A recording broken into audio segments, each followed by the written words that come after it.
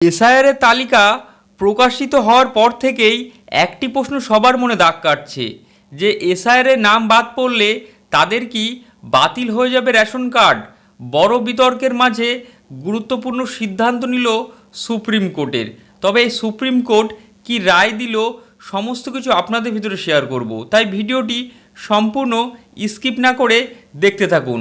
যদি আপনার এসআইআর তালিকা থেকে নাম বাদ যায়, সমস্ত তথ্য আপনাদের ভিতরে শেয়ার করব।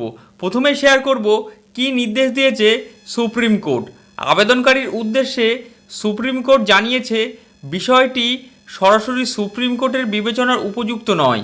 সুপ্রিম কোর্ট পর্যবেক্ষণ অনুযায়ী আপনারা হাইকোর্টে আবেদন করুন। এটি এসআইআর থেকে আলাদা বিষয়। রেশন কার্ড বাতিল করা হবে কি না তা অথবা চালু রাখা হবে কি না সেই বিষয়ে কলকাতা হাইকোর্টের শুনানি করা উচিত। রাজ্যে ইতিমধ্যে ভোটার তালিকায় নিবিড় সংশোধনের কাজ শেষ হয়েছে। ওই প্রক্রিয়ার পর বিপুল সংখ্যক মানুষের নাম ভোটার তালিকা থেকে বাদ পড়েছে বলে জানা যাচ্ছে। বিজেপি নেতৃত্ব একাংশের মতে যারা বৈধ ভারতীয় নাগরিক নন তারা সরাসরি এই প্রকল্পের সুবিধা পাওয়া উচিত নয়।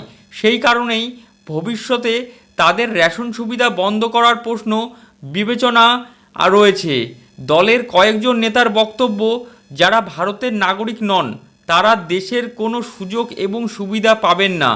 এই মামলায় শুনানিতে রাজি হয়নি শীর্ষ আদালত এবং পরবর্তীতে দীর্ঘদিন ধরে এই রেশন ব্যবস্থায় ব্যাপক অনিয়মন চলছে। বহু ব্যক্তি বেআইনিভাবে খাদ্য সামগ্রী সংগ্রহণ করছে। ফলে সরকারের ধারণা প্রকৃত উপভোক্তারা শনাক্তকরণ এবং ভুয়ো অযোগ্য সুবিধাভোগী তালিকা থেকে সরিয়ে দেওয়ার লক্ষ্যেই এই উদ্যোগ নেওয়া হয়েছে। এই উদ্দেশ্য গত 4 জুন খাদ্য দপ্তরের একটি সরকারি নির্দেশ জারি করে। সেখানে প্রত্যেক জেলা শাসককে নির্দিষ্ট সময়সীমার মধ্যে বিশেষ যাচাই অভিযান সম্পূর্ণ করার নির্দেশ দেওয়া হয়েছিল।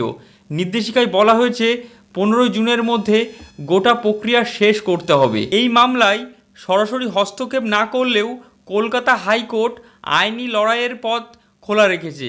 ভোটার তালিকা থেকে নাম বাদ গেলে রেশন কার্ডে ভবিষ্যতে কী হবে সেই বিষয়ে এখনও সবার নজর হাইকোর্টের সিদ্ধান্তের দিকে।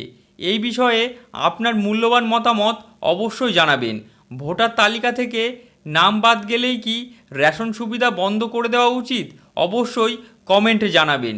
আর ভিডিওটি যদি ভালো লেগে থাকে ভিডিওটিকে অবশ্যই লাইক করবেন, আরও বেশি বেশি করে শেয়ার করবেন, যাতে করে এই গুরুত্বপূর্ণ ইনফরমেশনটি সকলে জানতে পারে।